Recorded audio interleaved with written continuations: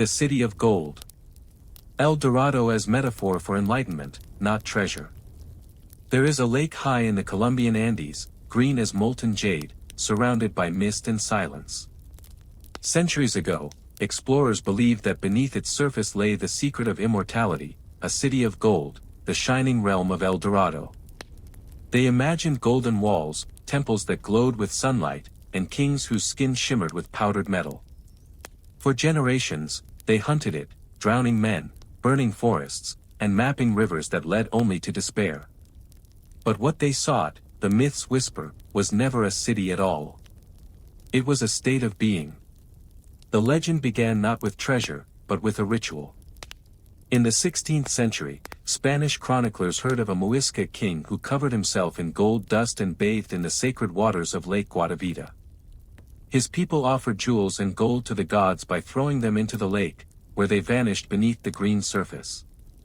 To the Spaniards, it was madness; to the Muisca, it was prayer. Gold, they believed, was the flesh of the sun, a medium through which divine energy passed. To bathe in it was to commune with light itself. A mainstream fact grounds this myth. Archaeological dives in the early 20th century recovered hundreds of gold artifacts from the lake, tiny figurines, masks, and offerings shaped like birds and men. These were not currency, but communication. Each piece represented a wish, a vow, or a fragment of a story offered back to creation. The Muisca did not hoard gold, they returned it. But to the conquistadors, men like Francisco Orellana and Gonzalo Pizarro, El Dorado was no ritual, it was promise. They turned myth into map, scouring jungles for the Golden City, convinced that divine wealth was tangible. Their obsession birthed an empire of ruin. Hundreds died in the search, devoured by hunger, insects, and the river's endless green. The jungle, indifferent, reclaimed them all. And yet, something of the myth refused to die. Across continents, El Dorado became shorthand for the unattainable: wealth, power, perfection. But perhaps the Muisca meant something deeper. Their word for gold, Zuha, meant light made solid. Their sacred ceremony, what the Spaniards mistook for madness, was a reenactment of cosmic unity. The Golden King did not rule, he radiated. Fringe scholars and esoteric writers later proposed that El Dorado was not a city but a consciousness, a secret of transformation encoded in myth. They likened it to alchemy, the process of turning base matter, lead, ignorance, flesh, into spiritual gold, illumination, understanding, divinity. In this light, the legend ceases to be about geography and becomes a parable of awakening. The Golden Man was the philosopher's stone personified, a human who realized that the real treasure lies within.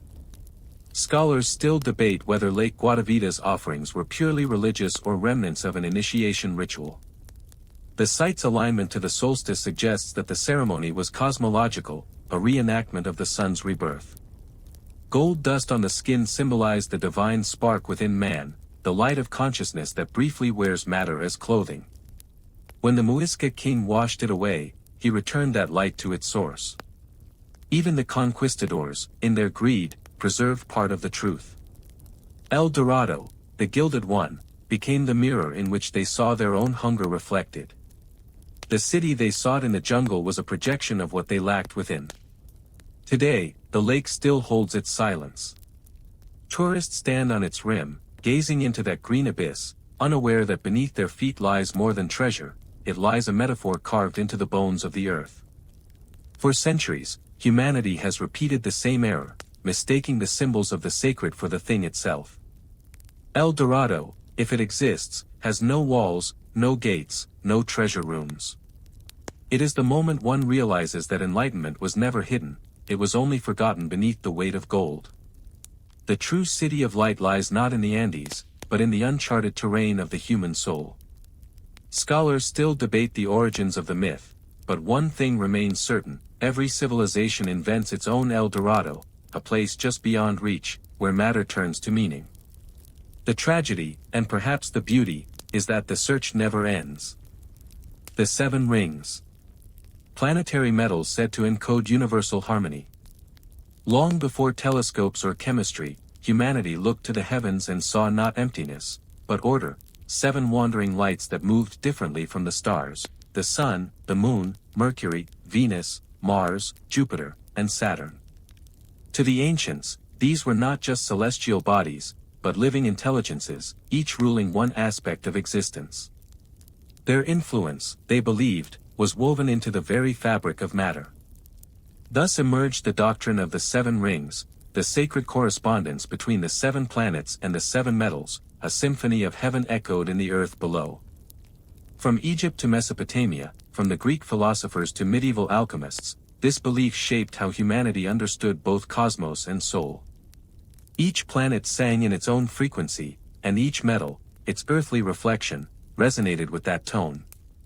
Gold for the sun, silver for the moon, mercury for the messenger, copper for Venus, iron for Mars, tin for Jupiter, and lead for Saturn. Together, they formed the music of the spheres, a harmony both material and divine.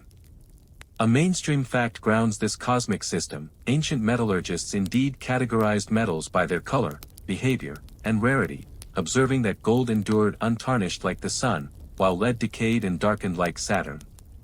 This intuitive mapping of metal to planet was later codified by Claudius Ptolemy and Zosimos of Panopolis, whose writings on planetary correspondences still echo through science, art, and religion. Even in modern astrology, echoes of the 7 rings remain. Our days of the week still bear their names, Sunday for the sun, Monday for the moon, and so on. But beneath the science of symbolism lay something far stranger. Alchemists claimed that each metal carried not just physical properties, but spiritual frequencies. When purified, they could transform consciousness itself. To transmute lead into gold was not merely to create wealth, it was to refine the soul, to elevate the dense and mortal into the luminous and eternal. The furnace was a temple, the crucible an altar. Fringe traditions held that the 7 rings were literal, ancient devices or energies surrounding the earth, resonating with each planet's frequency.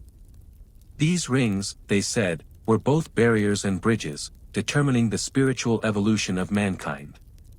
To ascend through them was to achieve gnosis, the return of spirit to its stellar origin. Some esoteric sects, especially those influenced by Gnosticism, even described post-mortem journeys through the planetary spheres, each demanding purification before the soul could reach the source beyond Saturn's cold gate. Archaeologists have found curious artifacts hinting at this fusion of metal and metaphysics. In Hellenistic Alexandria, metallurgical workshops were built beside temples, suggesting that crafting alloys and performing rites were part of the same sacred discipline. Tablets inscribed with planetary sigils were buried with initiates, each metal corresponding to a level of the cosmos they hoped to traverse. Scholars still debate whether alchemy was chemistry's superstition or philosophy's highest form. Yet, even in modern science, the echoes remain. Physicists speak of vibration and frequency, of matter shaped by unseen harmonics, concepts the ancients cloaked in gold leaf and incantation. Perhaps their 7 rings were early intuitions of the laws that bind energy and form, vibration and matter. In medieval Europe, this knowledge became secret, guarded by guilds and hermetic orders. The philosopher Paracelsus wrote, "He who knows the stars within himself shall rule the metals of the earth." To him, the planets were not distant spheres but inner states of being, each ring a veil of perception to pierce. The true alchemist did not transmute metal, but man. Even today, when an alloy hums in an engine or an electron resonates in orbit, one can almost hear the faint echo of that ancient music. 7 metals, 7 planets, 7 tones, each vibrating in harmony, each reminding us that heaven and earth were never separate realms, only reflections. Scholars still debate whether the 7 rings were myth, metaphor, or memory of an early cosmic science. But when one stands under a night sky and feels the hum of invisible order, the old belief doesn't seem so distant. The planets still move, their orbits still sing, and the earth, wrapped in their harmony, still turns quietly in tune. The hollow gods. Idols that concealed mechanical marvels and voices of priests. In the dim halls of ancient temples, long before microphones and wires, voices spoke from the mouths of stone. Bronze gods turned their heads, eyes of ivory rolled, and hollow idols whispered prophecies that froze believers in awe. To worshippers, these were miracles, the gods themselves breathing through sacred image. To historians, they were something else entirely, machines. The hollow gods of antiquity may have been the first fusion of engineering and faith, where illusion became divine truth. The roots of this practice reach deep into Egypt and Mesopotamia, where statues of deities were not mere symbols but living vessels. Priests bathed and fed them daily, believing divine essence literally inhabited the form. But at certain sanctuaries, especially those of Ammonius at Thebes and Ptah at Memphis, worshippers claimed the idols moved. Their mouths opened to speak, their chests breathed incense-scented air. Even the Romans, pragmatic as they were, recorded their astonishment. A mainstream fact confirms part of the wonder: archaeologists have uncovered temple mechanisms, stone pipes, bronze valves, and hidden chambers, that could have produced such effects. The engineer Heron of Alexandria, writing in the 1st century CE, described how temple doors could open automatically when fire was lit on an altar. Heated air expanded in concealed vessels, driving pistons connected to pulleys. The result? Motion born of fire. Heron even outlined designs for mechanical birds that sang and statues that poured libations, automata centuries before the word existed. It seems the priests of antiquity were also engineers of wonder. They understood that faith is not weakened by mystery, it thrives on it. The voice of the god was a carefully orchestrated illusion, delivered through bronze tubes and hidden vents. Standing in the half-light of the temple, with incense swirling and hymns echoing, a whisper from the idol's lips would have felt supernatural. Fringe theorists have taken this idea further, claiming that some of these hollow gods contain true technology, remnants of a forgotten science. They point to accounts of statues emitting light, like the golden idol of Baalbek, which supposedly glowed during certain rituals. Could friction-generated electricity or phosphorescent materials have played a part? The mainstream scoffs, but the pattern persists: mechanical marvels hidden behind divine masks. In Greece, the cult of Dionysus reportedly used talking heads carved from marble, operated by levers and tubes. In Rome, the temple of Isis contained idols that spoke through the mouth of the priest, concealed within a hollow plinth. At Ephesus, worshippers described hearing the goddess Artemis whisper their names. The technology was simple, but its impact profound. The illusion of divinity gave structure to faith, and faith, in turn, justified the machine. The irony is delicious: while philosophers like Aristotle debated the nature of the soul, their contemporaries were building the semblance of one into metal and stone. Humanity's oldest dream, to make the inanimate come alive, was already being realized, not in laboratories, but in temples.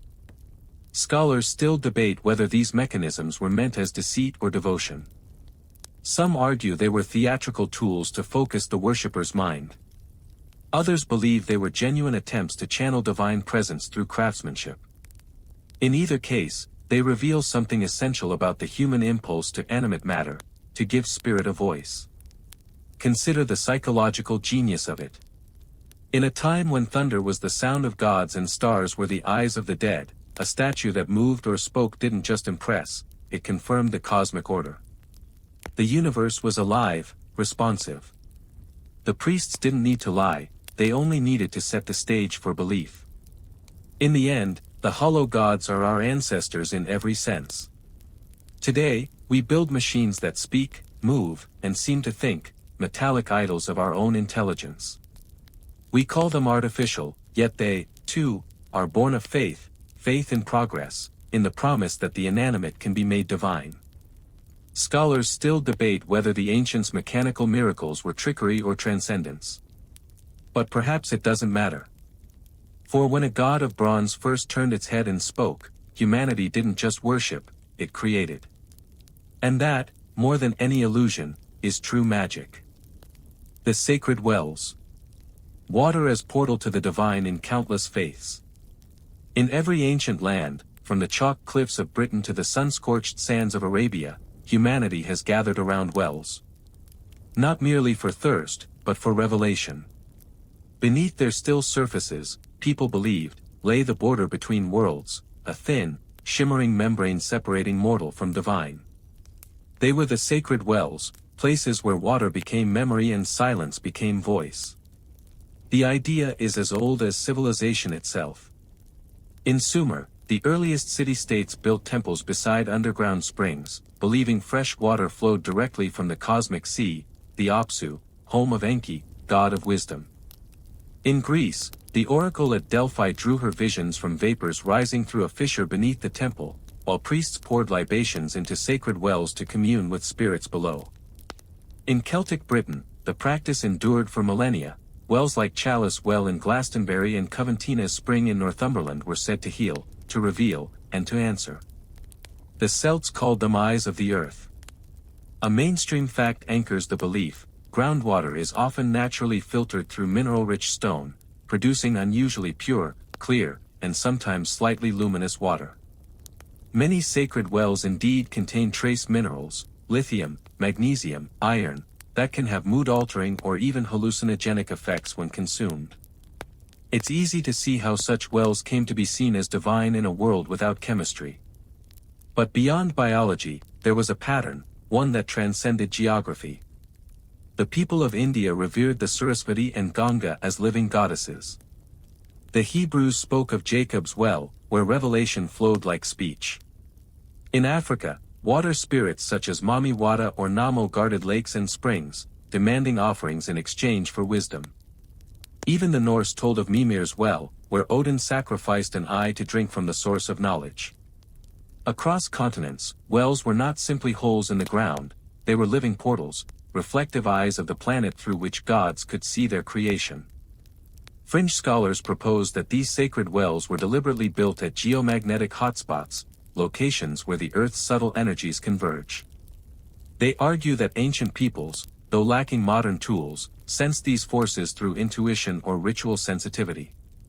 To sit at such a place, they claim, induced trance or vision, a communication not with gods, but with the Earth's electromagnetic heartbeat itself. Excavations at Coventina's well, dating to the Roman occupation of Britain, revealed hundreds of offerings, coins, carved faces, and tiny lead scrolls etched with prayers. Some of these scrolls contained curses, others pleas for healing. Each one was folded tightly and cast into the depths, entrusted to the unseen. When archaeologists unfolded them, the words still read clear after 2,000 years, a conversation preserved between humanity and something older than language. Scholars still debate whether these wells were sacred because of what people experienced there, or whether people experienced the sacred because they believed it was there. Faith, after all, shapes perception. But perhaps the answer lies in the act itself: to kneel, to look into a still surface, to see your reflection merge with the sky. In that moment, the self dissolves. The well becomes a mirror, not of the face, but of the soul. Even today, pilgrims tie ribbons to branches beside holy wells, their prayers fluttering in the breeze. They leave coins, flowers, and locks of hair, just as their ancestors did. The rituals persist, stripped of theology but not of power. Something in the human spirit still craves that downward gaze, that liquid silence that seems to whisper, "Listen, and you will remember." Scholars still debate what our ancestors truly saw in those dark reflections: gods, ghosts, or merely themselves. But perhaps the truth is simpler: they saw continuity. In water, they saw the beginning and the end, birth and return. The well was never about descent into mystery, it was about remembering that every soul, like every drop, eventually finds its way back to the source. And if you visit one of those ancient springs today, alone, at dusk, and watch the light fade from its surface, you might feel it too. That quiet hum beneath the silence, that sense of being seen by something vast, patient, and impossibly old. The water still moves. And maybe, just maybe, it still remembers your name. The Demon's Script. Medieval manuscripts claimed written by clawed hands. There are books that seem to breathe when opened, pages that whisper, ink that gleams like oil on water, and handwriting too precise, too alien, to be human. In monasteries from Bohemia to Bavaria, the old monks told of such texts, grimoires not copied by man, but dictated or written by infernal beings themselves. They called it the demon script, a language born of darkness, its letters curving like horns and claws. The most infamous of these is the Codex Gigas, known as the Devil's Bible. Created in the early 13th century, it's the largest surviving medieval manuscript, 3 feet tall, bound in leather, weighing over 160 pounds. Inside its 310 vellum pages lie the entire Latin Bible, medical treatises, histories, and, most disturbingly, a full-page portrait of the devil himself, rendered with unsettling realism, green skin, red tongue, and eyes that seem to follow you across the room. Monks believed the book was cursed, its very ink carrying the scent of sulfur. A mainstream fact grounds this legend. Radiocarbon dating and handwriting analysis suggest it was penned by a single scribe, possibly Herman the Recluse, working in the early 1200s. Experts estimate that copying the text alone would have taken 20 to 30 years. Yet legend claims it was completed in one night. How? The story goes that Herman, facing execution for breaking his vows, promised to write a book containing all human knowledge in a single night to save his life. When midnight came and the task proved impossible, he prayed, not to God, but to the fallen angel. In exchange for his soul, the devil guided his hand. By dawn, the book was finished, and Herman painted his new master's image in gratitude.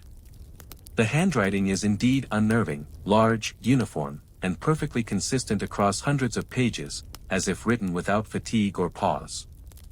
There are no corrections, no smudges, no variance of mood. Scholars call it inhumanly steady. Those who've seen it in person say the ink gleams faintly in candlelight, and that the devil's portrait seems to shift ever so slightly when viewed from the corner of the eye. Fringe theorists see in the demon's script not diabolical possession but encoded knowledge. The codex contains complex astronomical charts, obscure herbal recipes, and curious numerical patterns. Some suggest it hides a cipher, a hidden language of power disguised as scripture. Others claim the precision of its script reveals the use of early optical aids or even mechanical assistance, centuries before magnifiers were commonplace. Could the scribe have been experimenting with primitive automation, his demon not infernal but mechanical? Medieval Europe was rife with tales of books written by spirits. The Liber Juradis and the Picatrix, grimoires of magic, claimed divine or demonic origin. Monks warned of texts that wrote themselves, when invoked, the pen moving unaided. Whether hallucination, hoax, or hypnosis, such accounts reflect the truth of their age. The written word was not mere record but power incarnate. To write was to summon. The Church feared these books not for what they contained, but for what they represented, the possibility that language itself could bypass divine order. Every letter, every sigil, was a vessel. To misuse them was to court chaos. And so, monasteries burned hundreds of such manuscripts. The few that survived were locked away, their pages chained, their words left to whisper in the dark. Scholars still debate the origin of the demon script, the Codex Gigas among them. Some believe that devil was a metaphor for the scribe's genius, a mind driven beyond mortal endurance. Others suspect a blend of devotion and delirium, a monk's fevered attempt to capture divinity and madness in equal measure. Even now, the codex rests in the National Library of Sweden, preserved under dim light. Visitors report an unease they cannot explain. The pages are silent, but the air hums faintly, as if the ink still remembers the hand that wrote it. And perhaps, in a sense, it does. For every written word, holy or unholy, is a spell, the act of giving thought shape, of bringing the invisible into form. Scholars still debate whether demons ever held the pen. But as long as ink bleeds across parchment and humans believe words have power, the demon script remains alive, in every page that dares to speak what should remain silent. The Star Tombs. Pharaohs entombed beneath exact celestial replicas. In the silent sands of Egypt, where the desert wind hums like breath through a sleeping god, the pharaohs built monuments not just to their reigns, but to the stars. Every brick, every tunnel, every shadow in those vast stone mountains followed a pattern written not in papyrus, but in the heavens. For the ancient Egyptians, death was not an ending, it was a journey home to the stars that birthed the soul. Their tombs were not graves, they were star maps, carved into earth and eternity alike. The Great Pyramid of Khufu, the largest and oldest of the Giza triad, stands as the most precise alignment of any ancient structure. Its sides face true north, south, east, and west with an accuracy unmatched until modern surveying. Yet the precision served more than architectural pride. Inside, narrow shafts pierce upward from the king's and queen's chambers, pointing directly toward the stars, most notably, Orion's belt and Sirius, the brightest light in the night sky. To the Egyptians, Orion was Osiris, god of resurrection, Sirius was Isis, his divine consort. The alignment was no accident, it was a doorway. A mainstream fact anchors this wonder. In 1994, researchers Robert Bauval and Adrian Gilbert proposed the Orion correlation theory, noting that the layout of the three Great Pyramids mirrored the stars of Orion's belt.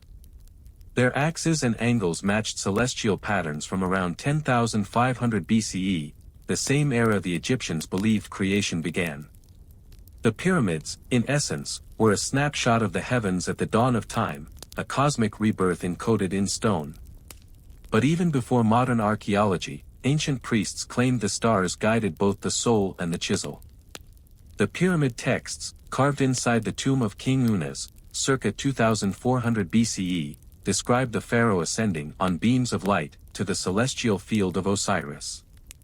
Each ritual, each orientation, was calibrated to ensure his spirit would rise through the cosmic gates, past Orion, through the Milky Way, and into eternity. The tomb was not a resting place but a launch chamber of the soul. Fringe theorists go further still. They argue the pyramids were built using stellar energy as a guiding force, a resonance between the geometry of earth and sky.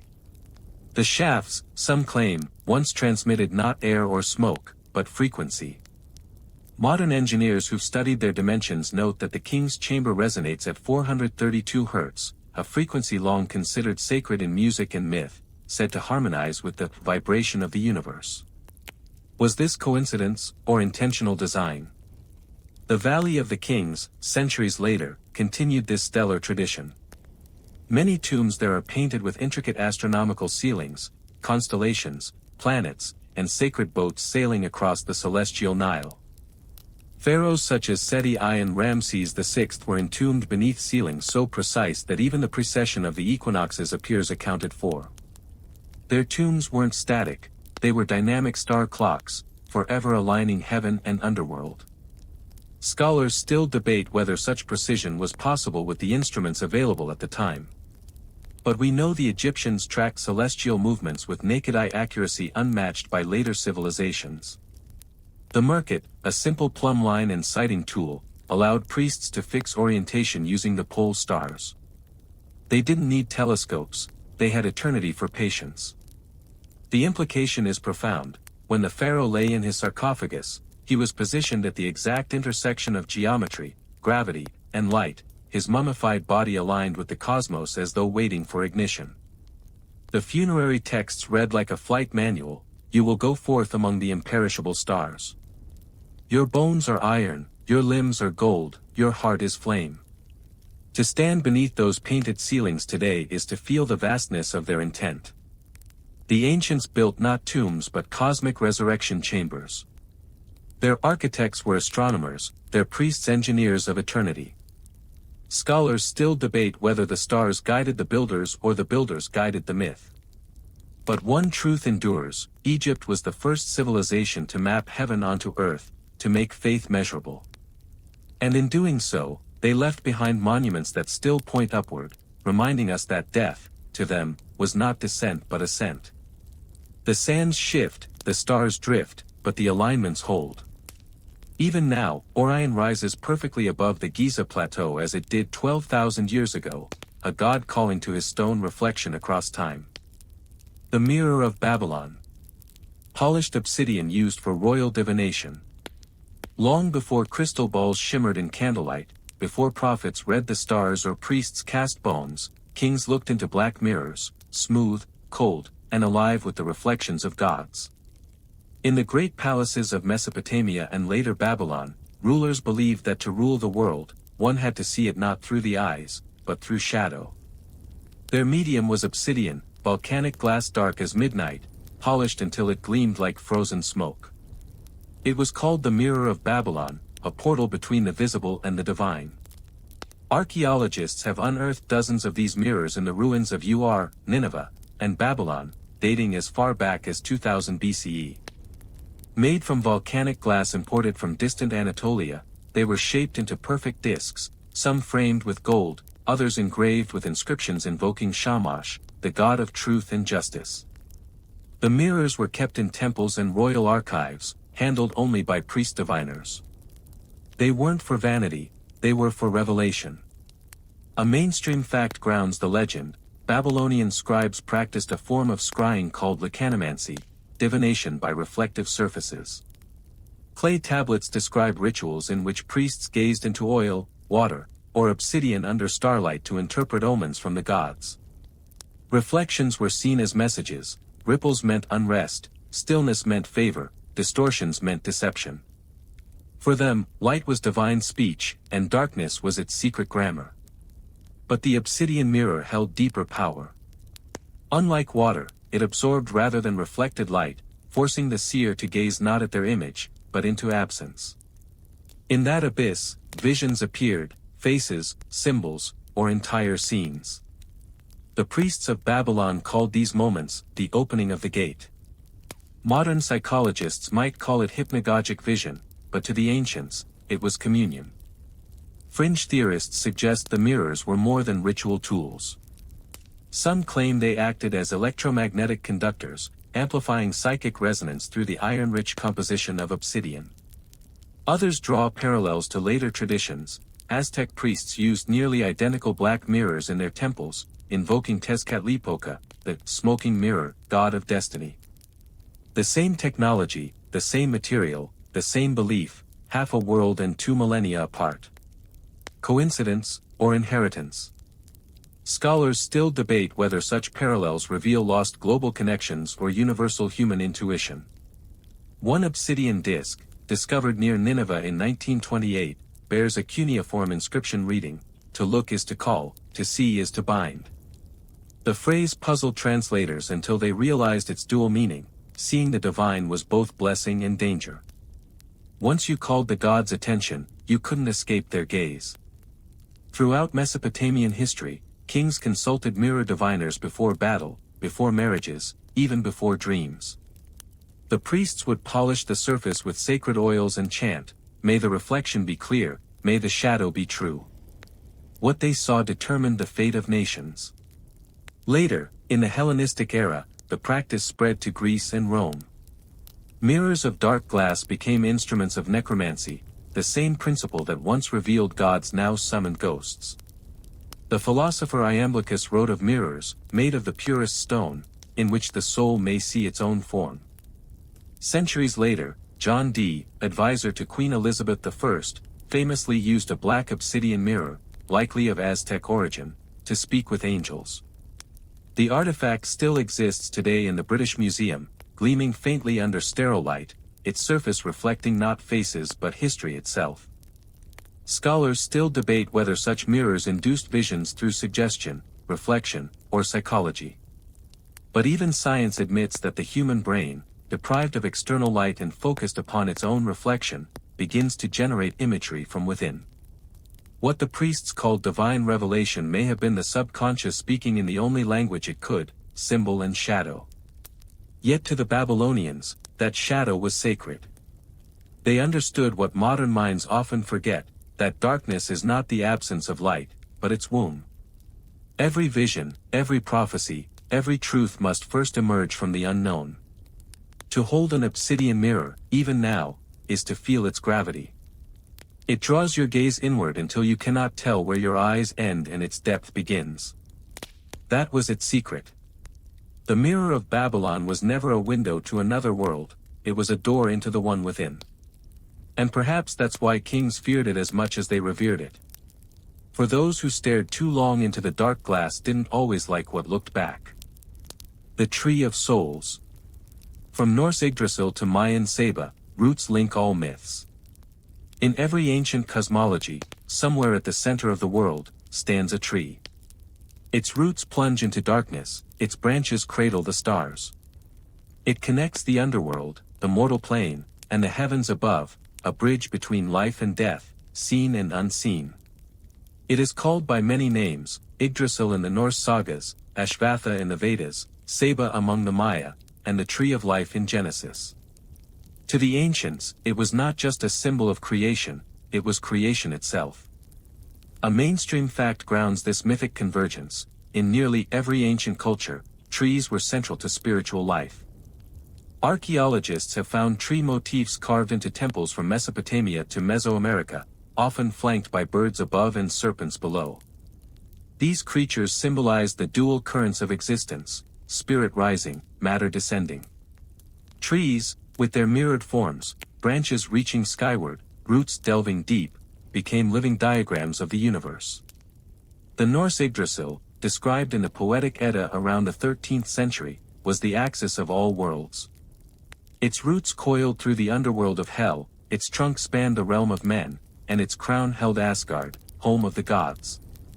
The fate of the cosmos was tied to its health. When Yggdrasil shuddered, worlds trembled. Beneath its boughs lay wells of wisdom, Mimir's well and Ord's well, where gods and humans alike sought knowledge. In its shade, Odin sacrificed himself, hanging from its branches 9 nights to gain the power of runes. The god impaled upon his own creation, seeking truth through suffering, an image that would echo through religions for millennia. Across the ocean, the Maya told of the sacred Saba, whose trunk marked the center of the world. Its roots reached the underworld Zabalba, while its branches supported the heavens. Shamans believed souls traveled along its invisible axis after death, guided by spirit birds who nested in its crown. In some carvings, the Saba's branches form a cross. Long before Christianity, a symbol of balance between earth, sky, and spirit. Fringe theorists see in these recurring world trees evidence of a shared ancient origin, a primal memory of a universal cosmology that once united humankind. Some suggest it reflects an intuitive awareness of the human nervous system, the spinal column as trunk, the brain as crown, and the body's energy centers as roots of consciousness. In this sense, the Tree of Souls was not metaphor but map, an inner anatomy of divinity. Ancient Sumerians spoke of the Hulapu tree, which Inanna planted by the Euphrates, a dwelling for both eagle and serpent. The pattern repeats: sky, earth, underworld, linked by life itself. Even in Egypt, the goddess Nut was depicted as a celestial tree offering water and fruit to the dead, sustaining them in their journey through eternity. Scholars still debate whether these myths arose independently or through diffusion along ancient trade routes. Yet their parallels are too precise to ignore. The world tree unites cosmology, psychology, and biology in one living form. Its roots symbolize ancestry, its trunk stability, its branches potential. It is both universe and individual, the structure of the cosmos mirrored in the structure of the self. When the Maya carved the Saba into temple lintels, they weren't just honoring nature, they were encoding their understanding of death and rebirth. When Norse poets sang of Yggdrasil trembling at Ragnarok, they were describing the cyclical destruction and renewal of time itself. And when mystics of Kabbalah later wrote of the Sphirot, the 10 emanations of divine energy arranged as a tree, they too were tending the same root. Even modern science, unknowingly, echoes the myth. The universe, mapped in galaxies and filaments, resembles a vast cosmic web, not unlike the roots of a tree. Neural networks in the brain branch the same way. The micro and macro mirror each other perfectly, as though the ancients glimpsed in meditation what modern telescopes now confirm, that all things are connected, growing from one unseen seed. Scholars still debate whether the Tree of Souls was simply an archetype or a memory of something once believed literal, a structure, perhaps energetic, spanning life and death. But whatever its origin, its truth endures. To stand beneath an ancient tree even now, listening to the wind whisper through its leaves, is to feel that connection, between sky and soil, body and spirit, memory and possibility. The ancients carved it into myth. We feel it in silence. The world tree is not gone, it is every tree, every human spine, every axis that links what is above and what is below. For as the Old Norse rune says, what is rooted deep cannot fall. The Wand of Hermes. The caduceus hides alchemical meaning in plain sight. A staff, two serpents, and wings at the crown, it's a symbol we see every day, emblazoned on ambulances, medical buildings, and pharmacy signs. But the caduceus of Hermes is far older, far stranger, and far more misunderstood than its modern usage suggests. What began as an emblem of the messenger god has long concealed an alchemical secret, a code about balance, transformation, and the meeting of opposites. In Greek myth, Hermes, the swift-footed son of Zeus, was the god of communication, trade, and boundaries. One day, as the story goes, he came upon two serpents locked in combat. Striking them apart with his staff, they coiled themselves peacefully around it. The wand became his emblem, harmony from duality, life from tension. Yet to the philosophers and mystics who followed, the caduceus was far more than a divine prop, it was a map of the universe and the human body intertwined. A mainstream fact anchors its legacy. In classical art, Hermes' caduceus was distinct from Asclepius's rod, the true medical symbol bearing only one serpent. The confusion between the two began in the 19th century when U.S. Army Medical Corps adopted Hermes' wand by mistake. But while medicine claimed it for healing, alchemy had already claimed it for revelation. The twin serpents, alchemists said, were sulfur and mercury, the active and passive, the fiery and the fluid, locked in eternal dance around the staff of balance. The wings atop the caduceus represented transcendence, the human spirit rising after the reconciliation of opposites. Together, the symbol encoded the alchemist's greatest work, the magnum opus, the transmutation of lead into gold, not literally, but spiritually. Lead was the unrefined soul, heavy with ignorance, gold was enlightenment, radiant and pure. The serpent's upward spiral mirrored the alchemist's ascent from base matter toward divine unity. Fringe scholars and esoteric historians argue that the caduceus predates Greece entirely. Similar motifs appear in Sumerian cylinder seals, showing a rod flanked by twin serpents between winged beings, symbols linked to the god Ningish Zida, lord of the good tree. This figure was associated with healing, resurrection, and initiation, centuries before Hermes was ever named. The same image reappears in Egyptian reliefs of Thoth, Hermes' counterpart, who carried a similar staff and presided over magic and wisdom. The symbol's persistence across civilizations hints at something archetypal, something universal. Modern interpreters see in it a striking parallel to anatomy and energy. The twin serpents resemble the Ida and Pingala, the two energy channels of yogic tradition, winding around the spine, the central pillar, until they unite at the crown chakra, symbolized by the wings of enlightenment. Whether coincidence or convergence, the caduceus becomes a diagram of the awakened human nervous system, a bridge between myth and physiology. Scholars still debate whether the Greeks understood these deeper meanings or inherited them by intuition. To the Hermetic philosophers of Alexandria, however, there was no doubt, the caduceus was the secret of transformation itself. Hermes, whom they worshipped as Hermes Trismegistus, was not just a messenger of gods but of the laws of nature. His wand united heaven and earth, matter and spirit, male and female, life and death. Every polarity found harmony within its coils. The symbol's mathematical elegance deepens its mystery. When the serpents intertwine, they form a double helix, the very structure of DNA, though unknown to the ancients. To modern eyes, it seems prophetic, the symbol of life encoded with the pattern of life itself. Whether by intuition, observation, or some older knowledge lost to time, the ancients captured in that staff a truth that science would rediscover millennia later. Throughout history, adepts of Hermeticism and alchemy drew the caduceus beside formulas for mercury distillation and spiritual purification. To them, it was not ornament, it was instruction. To hold it in the mind was to remember that wisdom lies not in destruction of duality but in its reconciliation. Scholars still debate whether the caduceus began as a literal staff or as an allegory of cosmic law. But its endurance proves its power. two serpents forever circling a staff of balance, chaos entwined with order, death entwined with life, matter rising toward meaning.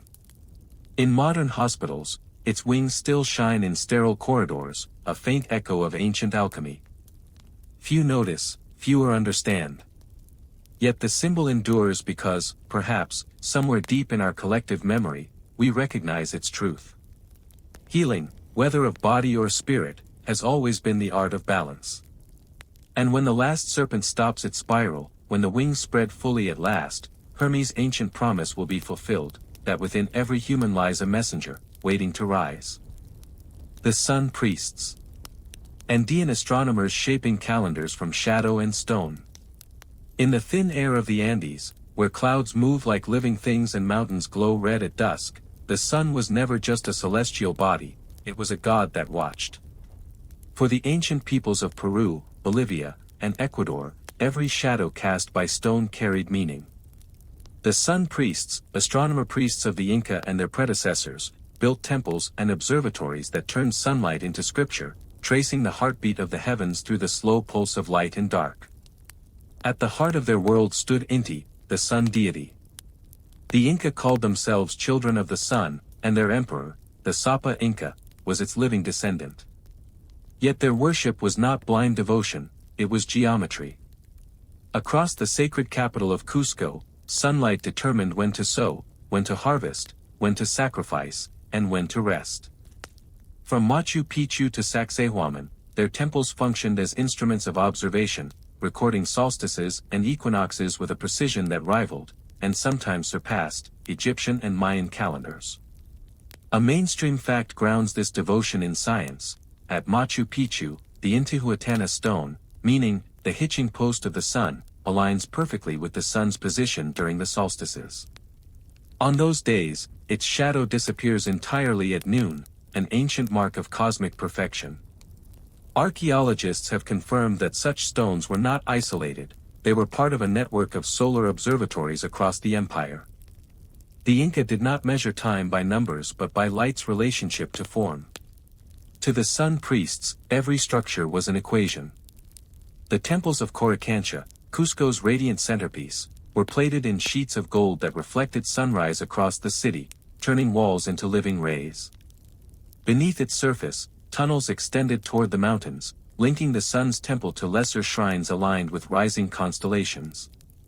The priests used these alignments not only to mark time but to foretell weather, famine, and divine favor. The sky was not distant, it was the empire's clock. Fringe researchers suggest that the Inca inherited these practices from even older Andean civilizations, such as Tiwanaku near Lake Titicaca. There, massive stone gateways and pillars form complex alignments with the solstice sun. Some stones feature carved faces that glow briefly at dawn on equinox mornings, an effect that could only be achieved through deliberate design. Engineers studying Tiwanaku's Kalasasaya temple found that its precision in tracking the sun's seasonal movement matches calculations achievable only with centuries of careful observation. But for the sun priests, astronomy was inseparable from spirituality. They believed that the sun's light was not just illumination, it was communication. Each day, the god Inti sent energy to the earth, received by mountains, the Apis, and reflected by sacred lakes. By observing how the light shifted across these natural mirrors, priests could read divine messages. In effect, their empire functioned as a living calendar, one in which temples, peaks, and rivers played their cosmic roles. Scholars still debate how much of this celestial system was mathematical and how much was mystical. The Incas lacked written language, yet their quipu, knotted cords, may have recorded not only trade and tribute but astronomical cycles. If true, their mathematics of light may have been encoded in thread and touch rather than symbol and script. Fringe theories add another layer. Some suggest the sun priests were aware of solar flares or radiation cycles, interpreting them as divine moods. Petroglyphs near Cusco depicting rays and spirals may record auroral events, solar storms that colored the sky red, inspiring awe and fear. Whether coincidence or cosmic awareness, the Incas' intimacy with the heavens remains unmatched. At Sacsayhuaman, during the festival of Inti Raymi, dancers still greet the rising sun with chants echoing across the stone terraces. As the first light touches their faces, the past and present briefly meet, the same ritual, the same reverence, unchanged after 500 years. Scholars still debate whether the sun priest's precision arose from divine insight or centuries of empirical observation. But their legacy remains carved into stone and shadow alike. In a world before telescopes, they read the sky with naked eyes and hearts tuned to rhythm rather than calculation. When the sun rose over the Andes, it was not just dawn, it was a revelation. The priests stood upon their temples, measuring not time but meaning, knowing that every shadow cast by stone was another verse in the silent song between heaven and earth. The Burning Scroll. Text that bursts into flame when spoken aloud, legend says. In dusty monasteries and locked vaults across the world, there are whispers of books that guard their own secrets, scrolls so charged with mystery that even uttering their words aloud can summon flame.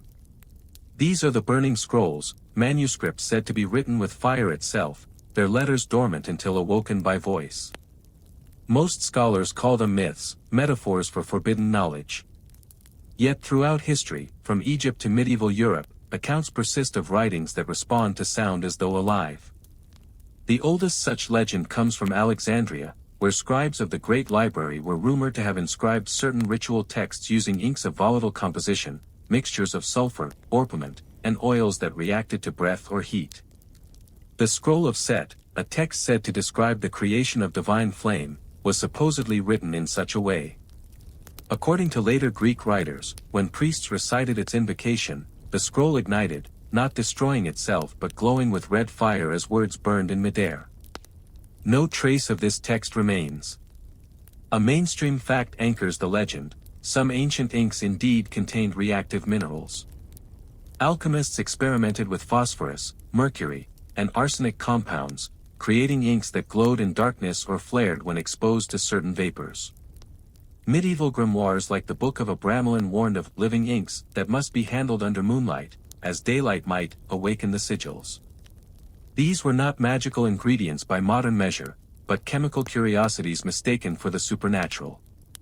Yet the symbolism endured. Fire was always more than destruction, it was revelation.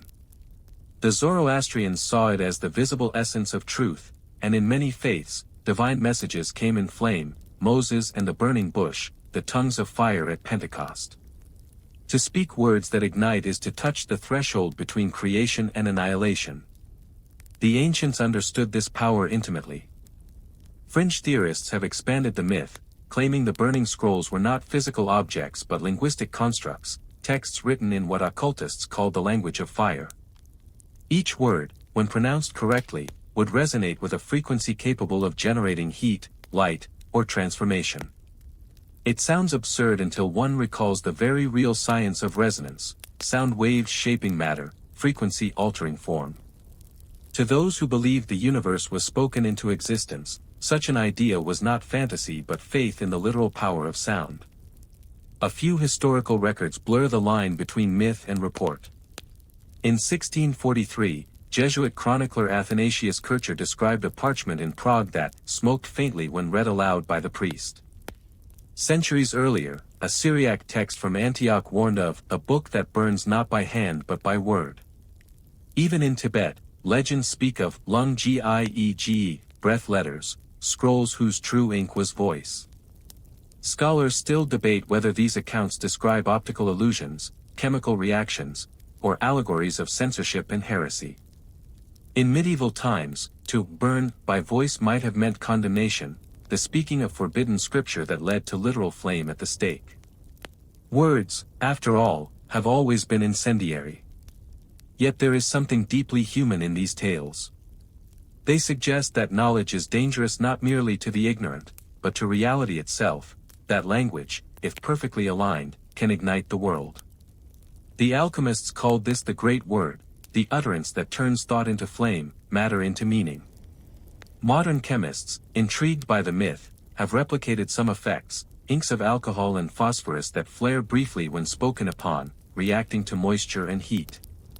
A trick of science, perhaps, but standing before such a scroll as it glows and chars, one understands the awe that birthed the legend. The words do seem alive. Scholars still debate whether any true burning scroll ever existed. But the metaphor endures, knowledge so potent it consumes, revelation that arrives as fire. Perhaps every sacred text is, in a sense, a burning one, igniting the minds of those who dare to read it. In monasteries, the phrase scripture of flammi, writing of flame, was a warning: not all words should be woken. For fire enlightens, yes, but it also devours.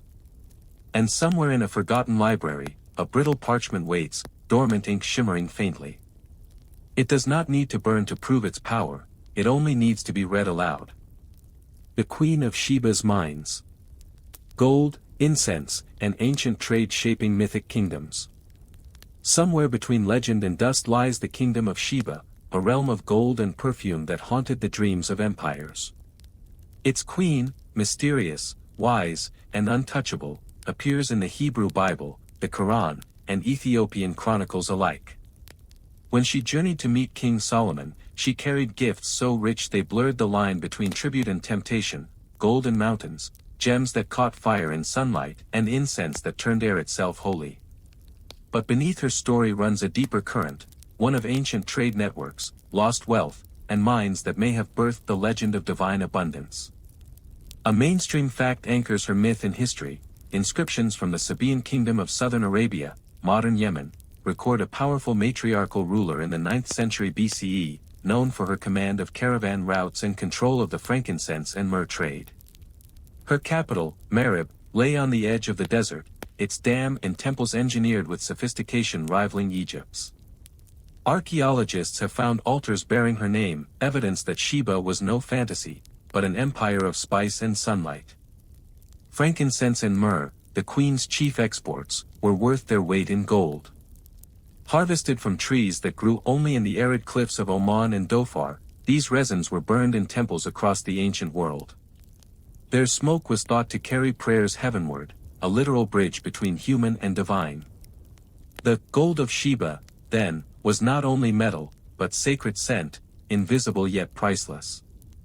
Fringe theories claim her mines lay deeper in Africa, in Ethiopia's Tigray region, where local lore speaks of tunnels lined with quartz and veins of metal that wept sunlight. Ethiopian tradition insists Sheba, known there as Makeda, was their own queen, who bore Solomon's son, Menelik, founding the Solomonic dynasty that ruled for nearly 3 millennia. Some Ethiopian monks still guard relics said to come from her court, including fragments of gold traced to mines older than any known Sabaean source. Modern researchers have traced those deposits to the Afar Triangle, a volcanic rift rich in minerals and ancient lava flows. In some caves, blackened by time, they found evidence of early gold extraction, slag, crucibles, and carved altars coated with resin residue. The mixture of metallurgy and incense suggests something more than economy, ritual industry.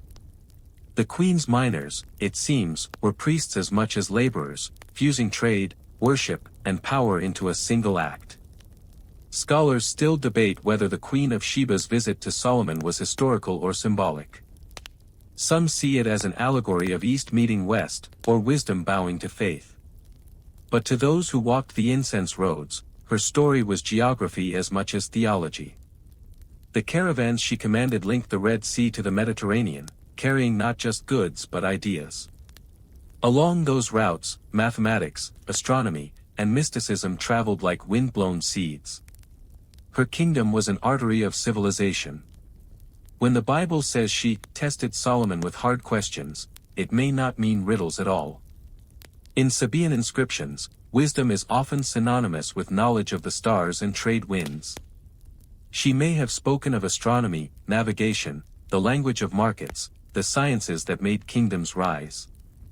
Fringe accounts from early explorers describe collapsed tunnels in Yemen and Ethiopia, glinting with flecks of ore, where locals still whisper that Sheba's gold sleeps. In one site near Marib, a shaft lined with scorched sandstone leads to a chamber where walls bear faint carvings of a woman crowned with the crescent moon, the symbol of Almaka, Sheba's chief god. Some believe these mines were consecrated, their wealth offered as ritual tithe to the heavens. The smoke of her incense still lingers in the world's faiths. Churches burn frankincense at Mass, mosques perfume their halls with oud, and temples still honor gods with resin born from her mountains. The Queen of Sheba may be myth, but her empire of scent and shimmer shaped the spiritual economy of humanity. Scholars still debate whether her wealth was mortal or divine, but her shadow endures in every fragrance that rises from altar flame. She is the queen of exchange, between nations, between elements, between the seen and the unseen. And perhaps her true treasure was not gold or perfume, but understanding, that wealth, like incense, must burn to reveal its essence. It must rise, vanish, and linger in memory, like the legend of a queen whose minds glowed in both earth and soul. The selenite towers. Transparent crystals guiding lunar rituals and healing. Under moonlight, certain stones seem to breathe. They glow faintly, not with the fire of the sun, but with a softer, colder radiance, as though they remember the light even after it's gone. Among these, selenite, named for Selene, the Greek goddess of the moon, has long been revered as a vessel of lunar energy. In temples, tombs, and sacred chambers from Egypt to Mesopotamia, slabs and towers of this translucent crystal once lined the walls, refracting light into gentle halos. To the ancients, these selenite towers were not mere decoration, they were conduits of healing, reflection, and divine illumination. A mainstream fact grounds the myth: selenite, gypsum in crystalline form, was indeed used architecturally in the ancient world. Archaeologists have found massive selenite panels in the Temple of Edfu in Egypt, and smaller pieces in Babylonian ziggurats, where their natural translucence allowed moonlight to penetrate windowless chambers. In some temples, polished sheets of selenite were set into ceilings, giving the impression of perpetual moonrise even in darkness. For the worshippers of lunar deities, Selene, Ishtar, Thoth, such structures were more than aesthetic, they recreated the light of their gods within stone. The moon, ever-changing, embodied time itself, growth, decay, renewal. Selenite, eternally unburned and untouched by tarnish, became its earthly mirror. To sleep beside it, according to ancient physicians, calmed fevered minds and restored clarity to dreams. The Ebers Papyrus, Egypt's oldest medical text, describes clear stones that soothe the spirit when held to the brow. Some modern researchers believe this referred to gypsum crystals, prized for their cooling effect when placed against skin. But beyond healing, selenite played a role in ritual architecture. In Uruk, fragments of translucent gypsum were found surrounding an altar aligned with lunar risings, as though forming a halo around offerings. At night, moonlight entering through a narrow slit would strike these crystals, scattering light across the chamber in pale waves. To those present, the walls themselves would have seemed alive, breathing with the rhythm of the cosmos. Fringe scholars interpret such sites as ancient experiments in light resonance. They suggest that selenite's natural piezoelectric properties, its ability to produce charge under pressure, may have contributed to subtle sensations during ritual, a faint hum, a static shimmer, a tingling in the air. Whether psychosomatic or physical, the experience would have reinforced belief that the stones were infused with lunar power. In Greece, followers of Selene placed selenite rods on their altars, believing they absorbed the goddess's essence each full moon. Women used powdered crystal in charms for fertility and clarity, while priests of Artemis carved entire columns of selenite in her sanctuaries. The Roman historian Pliny the Elder even described a form of the stone that holds the image of the moon and waxes or wanes with her light. It was superstition, but one grounded in observation. Selenite's shifting luster does appear to brighten and dim depending on humidity and angle, mimicking the lunar cycle itself. In the Middle East, selenite held yet another role. The Babylonians called it moon glass and used it in divination bowls. When light struck the smooth surface, the reflections formed rings and ripples used to interpret omens. Priests would read these patterns as messages from Sin, the moon god, a practice remarkably similar to later European crystal gazing. Scholars still debate whether selenite's connection to lunar worship was universal or regional. But across continents, the pattern holds: wherever the moon guided time and ritual, this pale mineral followed. In Mesoamerica, too, the Maya embedded similar translucent stones, perhaps calcite or gypsum, into ceremonial walls aligned with moonrise. Across the ages, humankind seemed compelled to trap moonlight in matter, to give physical form to the intangible rhythm of night. Even today, spiritual traditions treat selenite as a purifier, believed to cleanse energy and restore clarity. Science calls it superstition, psychology calls it projection. But the act itself, of holding light in stone, is profoundly human. It speaks to our oldest desire, to make the unseen tangible, to preserve wonder in the solid world. Scholars still debate whether the ancients sought healing, divinity, or simply beauty in their glowing walls. Yet when one stands before a slab of selenite under a cold beam of light, the answer feels irrelevant. The stone shimmers as though the moon itself were whispering through it, soft, patient, eternal. Perhaps that is what they sought to build, not towers of faith or science, but bridges of light between heaven and hand. The Secret of Nineveh. Lost tablets recovered, revealing cosmic origins of law. In 1849, British archaeologists digging through the dust of Nineveh, the once mighty capital of Assyria, uncovered a room that had not seen sunlight in over 2,000 years. Its walls were lined not with gold or idols, but with shelves, thousands upon thousands of clay tablets, each pressed with tiny wedge-shaped marks. This was the library of Ashurbanipal, the oldest known organized library in history. Inside it, among epics and records, were texts that spoke not of kings or wars, but of the architecture of creation itself. Some called them laws.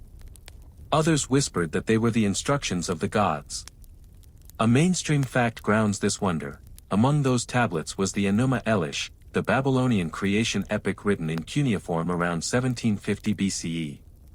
It describes how the world was formed from chaos when the god Marduk defeated the serpent goddess Tiamat and divided her body into heaven and earth.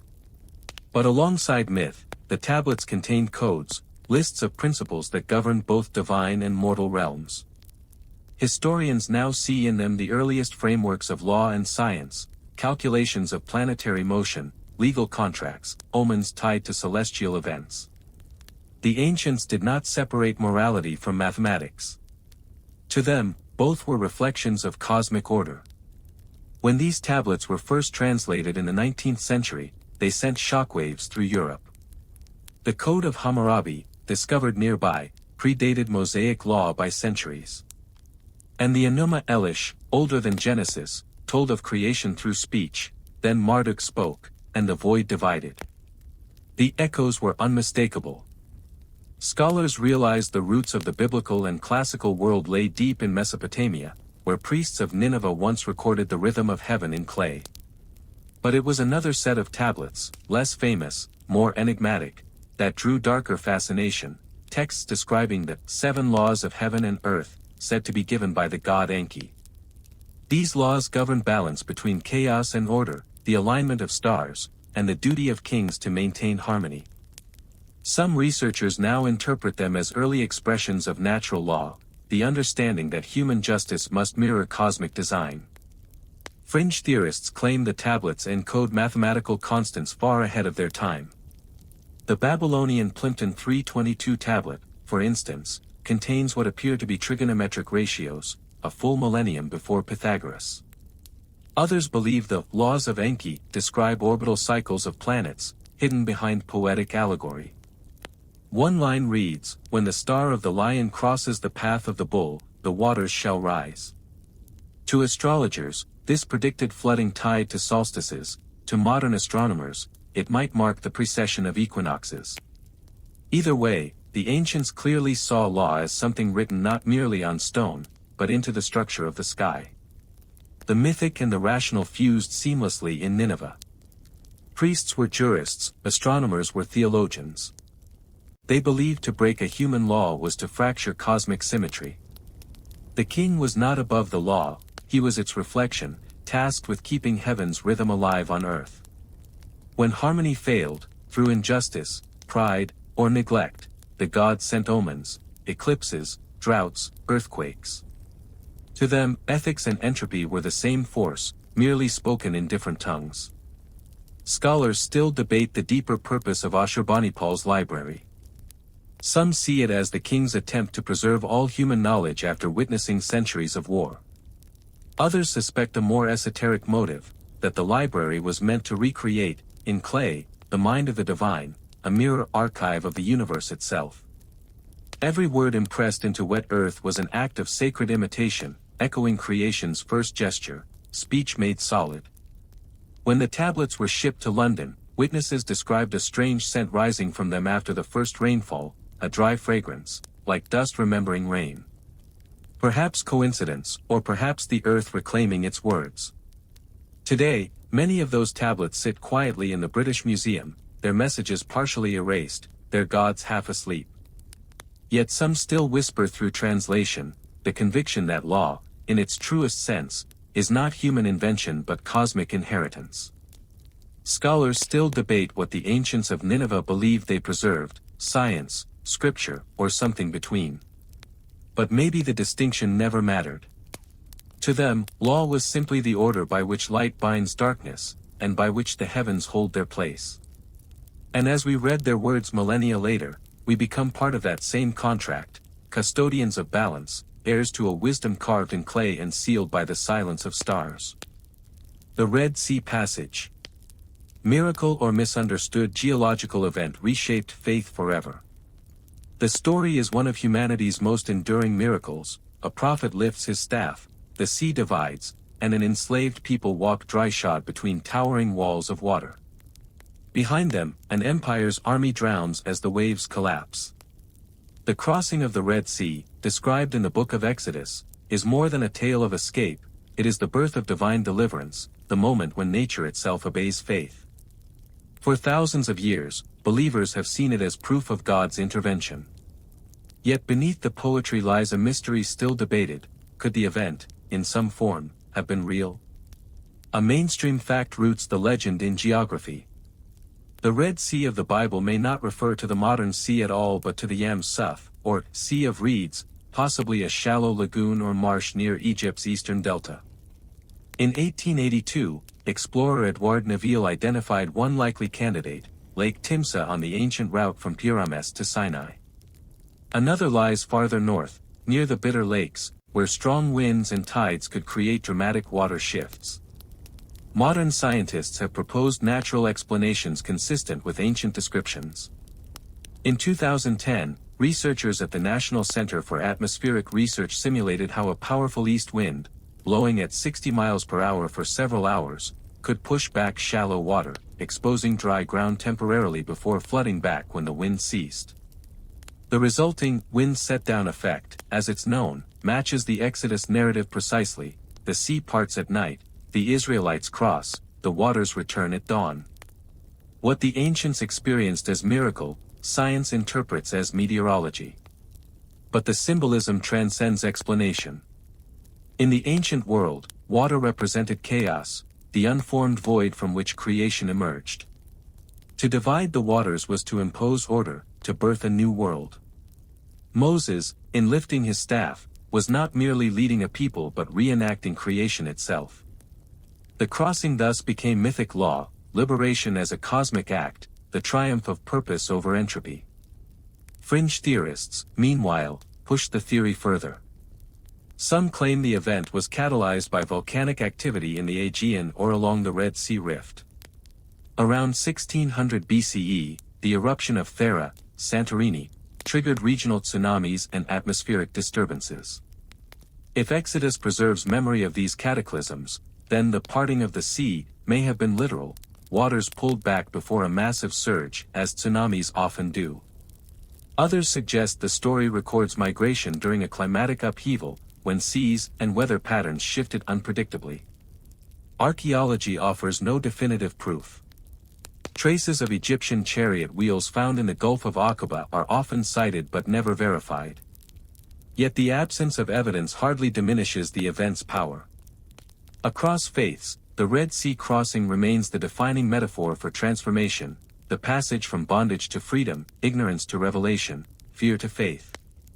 What fascinates scholars is how the tale evolved. Later Jewish mystics read the event not as history but as symbolic initiation. The waters were the unconscious, the dark sea of chaos each soul must confront to reach enlightenment. The crossing became a map of inner alchemy. Only by dividing the waters of fear could one walk the dry path of knowledge. Egyptian parallels deepen the mystery. In funerary texts, the dead soul must cross the celestial waters, guided by Ra's light. In the pyramid texts, the sun god parts the waters of the underworld each dawn. The resonance between mythologies suggests that the Red Sea story may have drawn on older ritual imagery, the sun's daily rebirth as liberation from the sea of night. Scholars still debate whether the event occurred as described, or whether it is myth woven from memory.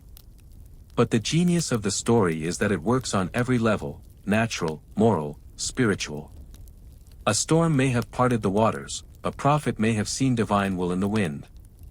The result was the same: a people reborn through courage and faith. Standing on the modern shores of the Red Sea, one can still imagine the moment: the sudden silence as wind roars, the hiss of exposed sand, the glittering walls of water under moonlight. It would have felt impossible, terrifying, transcendent. Even now, the mind recognizes the symbolism instinctively. For to cross the sea is to change. To step into the unknown while trusting the unseen, that is the essence of miracle. Scholars still debate the line between myth and memory, but perhaps that distinction never mattered to those who walked the seabed. For them, it was not the physics that proved the divine, it was survival. The miracle was not that the waters parted, but that faith endured long enough to follow them. And so the Red Sea remains the most human of miracles, a boundary that yielded not to power, but to belief. The Black Obsidian Disc. A mirror through which conquistadors saw visions. In the early years of conquest, when steel met jungle and old gods clashed with new, Spanish explorers brought back strange trophies from the Americas. Among them was a perfect circle of polished volcanic glass, black as oil, cold as night. It was called the Obsidian Mirror of Tezcatlipoca, sacred to the Aztecs, and it was said that through its depths priests and kings once spoke to gods, saw destinies, and even glimpsed the faces of their enemies across time. When it reached Europe, it fell into the hands of John Dee, alchemist, mathematician, and advisor to Queen Elizabeth I. And in his candlelit study, this disk of night once again revealed visions that blurred the line between magic and memory. The object itself survives, a mainstream fact that grounds the legend. It sits today in the British Museum, catalogued as a Mexican obsidian mirror, 18.5 centimeters in diameter.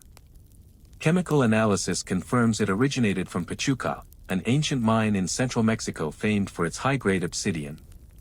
But while science names it artifact, history names it oracle.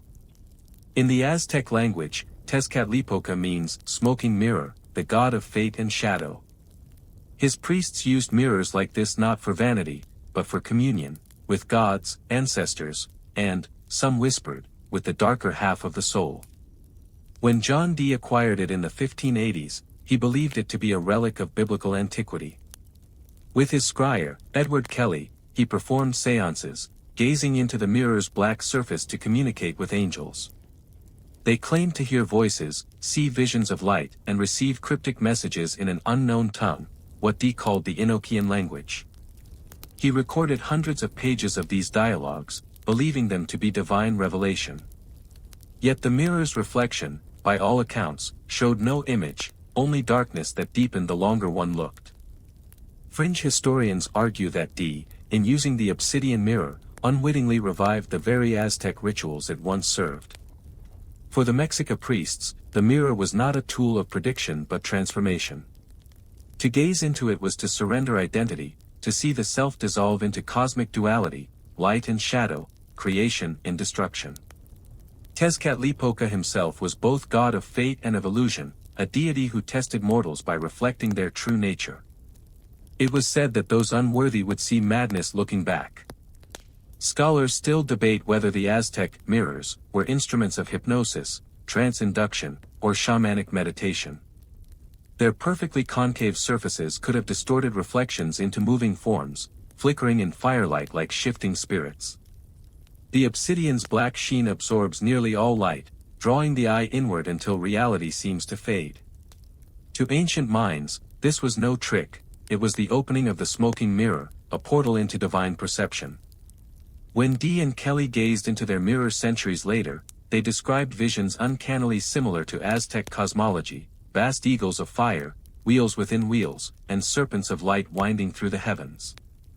Was it coincidence, or did the object somehow carry the psychic residue of its creators? Science dismisses such ideas, yet modern physics speaks of information retention, matter preserving traces of what it has experienced. Could obsidian, forged in volcanic fire, hold echoes of ritual and fear? The Spaniards who first plundered Mexico feared the mirrors intensely. Chroniclers like Bernal Diaz del Castillo wrote of Aztec priests using black stones that showed the future before battle. They believed the mirrors were alive, containing spirits that guided their visions. One conquistador reportedly smashed his after claiming to see his own death reflected within. In Europe, Dee's mirror inspired both fascination and dread. He called it his shoe stone and consulted it for decades.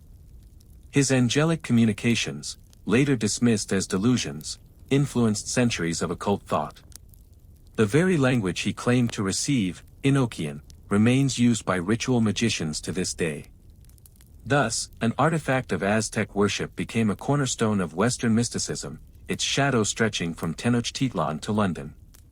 Scholars still debate whether the mirror's power lay in its craftsmanship or its symbolism. Psychologists might say it functions as a tool for projection, the mind casting its own imagery into the void.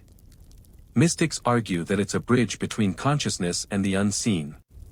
Either way, its allure endures. To stare into the obsidian is to confront yourself in pure absence, an experience as unsettling now as it was 500 years ago. If you visit the museum today, you'll find it displayed behind glass. Visitors linger before it, watching their reflections blur, faces swallowed by shadow. It reflects nothing clearly, only darkness. Yet somehow, that darkness feels aware. The black obsidian disk is more than artifact, it is a survivor of faiths and empires, a reminder that mirrors never truly show the world as it is, but as we are. For in every reflection, there waits a watcher, silent and eternal, whispering through glass the same question both priest and prophet once faced. What do you see when the light is gone? The sleeping prophet. Ancient seers foretelling modern disasters in coded verse. Across the world's oldest civilizations runs a recurring figure, the prophet who does not wake. From the oracles of Delphi to the dream temples of Egypt, from the sleeping monks of Tibet to the transeers of medieval Europe, humanity has long believed that truth speaks loudest when consciousness falls silent. Among these dream-bound voices, one figure, half legend, half warning, echoes through time, the sleeping prophet, a being who speaks the future not by sight or vision, but from the hidden currents of the soul. The story begins far before written record. In ancient Egypt, priests of the god Serapis practiced incubation, ritual sleep inside dark sanctuaries to receive divine messages. Patients seeking healing would lie in sacred chambers of the Asclepian, where serpents slithered freely and hymns lulled them to trance. Upon waking, they described dreams interpreted by priests as prescriptions from the gods. The Greeks later inherited this practice, refining it into prophecy. The body became antenna, the dream a coded revelation. A mainstream fact grounds this history. The Oracle of Delphi, one of antiquity's most famous prophetic centers, operated partly through altered states. The Pythia, priestess of Apollo, inhaled vapors rising from fissures in the temple floor, a mix of ethylene and volcanic gases that induced trance. In that suspended consciousness, she spoke words that kings and philosophers treated as divine decree. Science calls it hallucinogenic suggestion, the ancients called it communion. But the sleeping prophet archetype reached a new form in late antiquity. In early Christian texts, hermits and mystics reported divine dreams predicting floods, plagues, and wars.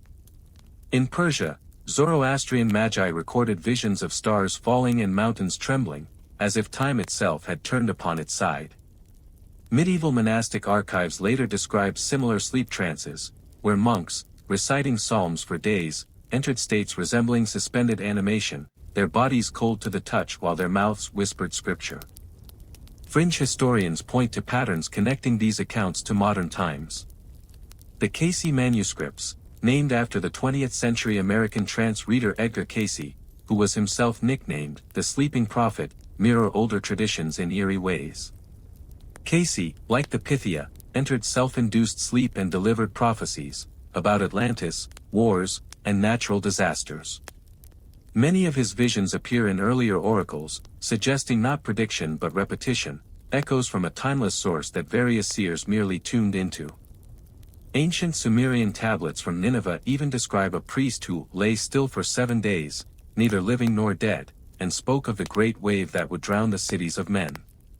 Millennia later, prophets in medieval Syria spoke of fire from the sky that would turn day to blood.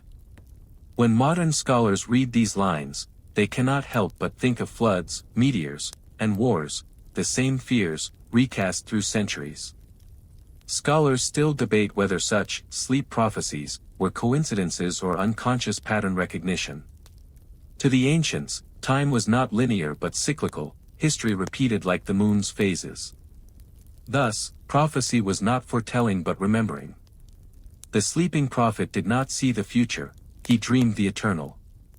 In one of the strangest parallels, Egyptian reliefs at Dendra Temple depict a reclining figure beneath a coiled serpent and bulb of light. Some fringe theorists interpret it as an ancient, sleeping oracle, connecting consciousness and electricity, body and cosmos. Others dismiss it as pure symbolism. Yet the motif persists, a figure between worlds, eyes closed, speaking truths the waking world cannot bear. The phenomenon may have a neurological basis.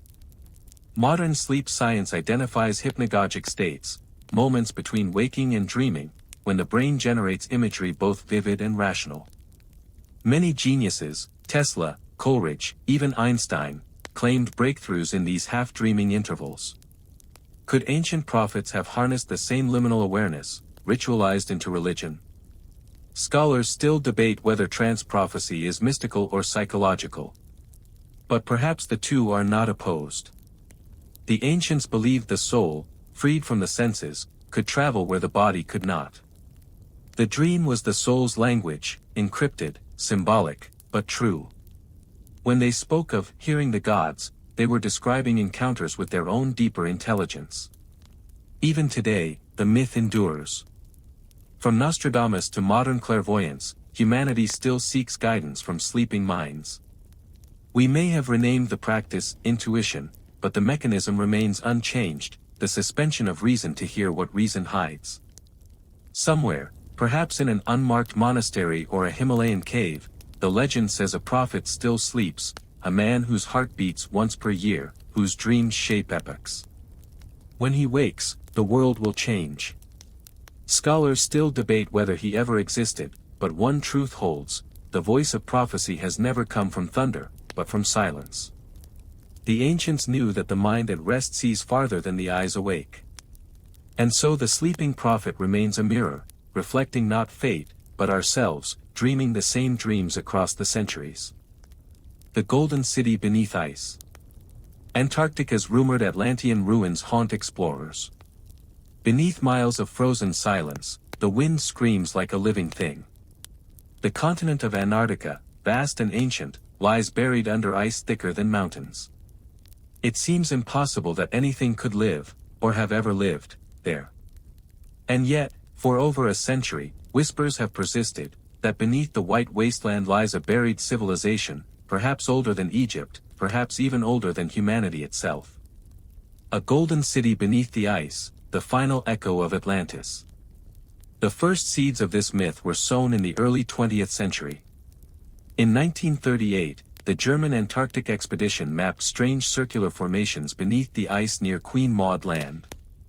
Officially, they were natural geological structures, but the photographs, when leaked years later, showed unnervingly symmetrical patterns, like walls or streets seen from above. The discovery reignited fascination with Charles Hapgood's controversial theory, that Earth's crust once shifted violently, moving entire continents and submerging ancient civilizations beneath new poles. A mainstream fact anchors the story. Antarctica was not always a desert of ice. Core samples confirm that around 90 million years ago, it was a subtropical forest, teeming with life. Fossilized pollen and tree roots lie entombed beneath its glaciers. Even more startling, radar scans in the 21st century revealed subglacial mountains and river systems, landscapes that might once have supported life before the freeze began. The continent's oldest ice dates back about 34 million years, but beneath it lies terrain untouched for epochs. Could remnants of human, or pre-human, civilization wait there still? Fringe theorists think so. They connect these findings to Plato's account of Atlantis, describing an island beyond the Pillars of Hercules, the Strait of Gibraltar, that vanished, in a single day and night of misfortune. Hapgood's crustal displacement theory suggested that Atlantis didn't sink but slid, its location now under Antarctic ice. Even Albert Einstein, though skeptical, reviewed Hapgood's work and wrote that the idea may one day prove correct. By the 1960s, conspiracy and science had intertwined. Reports surfaced of secret expeditions, including the mysterious Operation High Jump in 1947, led by U.S. Admiral Richard Byrd. Officially a military research mission, it returned abruptly, citing losses and unforeseen difficulties. Byrd's later statements, an enemy that can fly from pole to pole faster than sound, fed speculation of something discovered there, something not of this world. But behind the mythology lie older whispers. The ancient Piri Reis map, 1513, drawn from earlier sources, depicts the Antarctic coastline without ice, centuries before its existence was confirmed. Scholars still debate how such accuracy was possible. Could the map preserve knowledge from an advanced seafaring civilization, now lost to time and buried beneath the southern pole? Scholars still debate whether any credible evidence supports the theory. Geological consensus holds that Antarctica's last ice-free coasts existed over 12,000 years ago, around the same period Atlantis supposedly vanished. That coincidence fuels the fire, the end of the Ice Age, global floods, the sudden disappearance of advanced Neolithic cultures. Some fringe historians claim that remnants of megalithic structures, visible in radar imagery near the Gamburtsev Mountains, reveal pyramidal shapes too regular to be natural. NASA dismisses them as nunataks, rocky peaks piercing the ice, but to believers, they are the spires of a forgotten empire. Still, something about the continent resists explanation. Ancient myths from across the world, Incan, Sumerian, Egyptian, all speak of gods or kings who fled a great flood, journeying south to the land of eternal night. The Egyptian god Thoth, bringer of wisdom, was said to have departed to the ends of the earth after the fall of his city. The Maya spoke of a white land, frozen and unreachable, where the gods sleep until the world forgets them. The imagery aligns too neatly to dismiss. And there's the ice itself, moving, growing, crushing. If a civilization once stood there, its ruins would now lie entombed under miles of frozen stone. What archaeologists call Lake Vostok, sealed beneath 2 miles of ice, holds liquid water untouched for 15 million years. Microbial life thrives there without sunlight. If life can endure such extremes, perhaps memory can too. Scholars still debate whether humanity once walked there, before the poles shifted and the earth froze. But in every explorer's heart remains the same question that haunted Byrd and Hapgood alike: what if civilization is older than history allows? In the endless white, radar hums softly, tracing shadows that might be mountains, or monuments. The Antarctic winds howl over secrets they've guarded since time forgot. Whether Atlantis sleeps beneath the ice or only in our collective imagination, the myth endures because it speaks to something primal, the fear that what we've lost was once magnificent, and the hope that it still waits, just beyond the edge of the known world. For beneath the ice, silence listens. And sometimes, on the wind, that silence seems to whisper back. The Secret Star Map. Aboriginal constellations revealing migration paths of ancestors. Long before telescopes, charts, or compasses, the first astronomers were storytellers. In the vast deserts of Australia, where the night sky burns brighter than anywhere on Earth, the first peoples, Aboriginal Australians, mapped not just the stars, but themselves into them. Their constellations were not simply patterns in the heavens, they were maps of memory, tracing rivers, mountains, and migration routes across an entire continent. This is the secret star map, a cosmic geography written in both sky and song. A mainstream fact grounds this wonder: Aboriginal cultures are among the world's oldest continuous civilizations, with traditions stretching back at least 60,000 years. Archaeological and genetic evidence confirms that they use stars to navigate, plan harvests, and predict weather cycles millennia before recorded history. Yet their sky knowledge was more than practical, it was spiritual cartography. In Western astronomy, constellations connect stars with imaginary lines. In Aboriginal cosmology, the space between stars was often more important. One of the most famous examples is the emu in the sky, not drawn from bright points of light, but from the dark dust lanes of the Milky Way itself. Its head rests in the Coalsack Nebula, near the Southern Cross, and its body stretches across the galaxy's heart. To the Wiradjuri and Yalngu peoples, this emu marks both the timing of its earthly counterpart's nesting season and the path of ancestral spirits moving through the heavens. The emu's celestial position changes through the year, signaling when to collect eggs, when to hunt, and when to refrain. In this way, myth and ecology merged seamlessly. The sky wasn't separate from the land, it was its reflection. What Europeans called constellations were, to the Aboriginal mind, waypoints of moral law and environmental rhythm. Modern researchers, including astrophysicist Ray Norris, have documented how many ancient rock carvings and ceremonial sites align precisely with these sky stories. Near Warrumbungle National Park, petroglyphs trace the Milky Way's dark curves in exact proportion to the emu shape above, an alignment that can only be seen under certain seasons. Farther north, in Arnhem Land, sacred paintings show constellations that double as topographical maps. Rivers on Earth correspond to star rivers in the sky, guiding travelers across the continent by night. Fringe scholars extend the mystery even further. Some suggest that these star maps preserve records of migrations across Ice Age land bridges now long submerged. The Dreamtime stories of sky rivers and falling stars that brought people may encode memories of real astronomical events, meteor impacts or supernovae, witnessed tens of thousands of years ago. One Aboriginal tale from the Kimberley region describes a star that split the earth with fire, eerily matching geological evidence of an ancient meteor crater nearby. But the deeper secret of the Aboriginal sky lies in its songlines, musical maps that link sacred sites through melody. Each verse describes not only the land but the heavens above it, allowing travelers to navigate vast distances without written words. To sing the land's creation was to walk it anew. Thus, the secret star map was both celestial and oral, a living GPS system encoded in myth and sound. When colonizers arrived, they dismissed these stories as folklore. Only recently have astronomers realized their sophistication. Aboriginal sky watchers tracked variable stars, those that change brightness, centuries before Western science formally described them. The Bojong people of Victoria noted that the red star Betelgeuse breathes in the sky, waxing and waning in brightness. Modern astrophysics confirms this. Betelgeuse is a pulsating supergiant nearing the end of its life. Scholars still debate whether these star maps originated purely for navigation or carried deeper cosmological meaning. But for the Aboriginal peoples, such distinctions never existed. The stars were teachers, ancestors, and calendars all at once. They recorded not just where to go, but who one was, a lineage written across the Milky Way. In 2016, elders in the Northern Territory identified a set of rock engravings as a complete star chart corresponding to constellations visible 10,000 years ago, when sea levels were lower.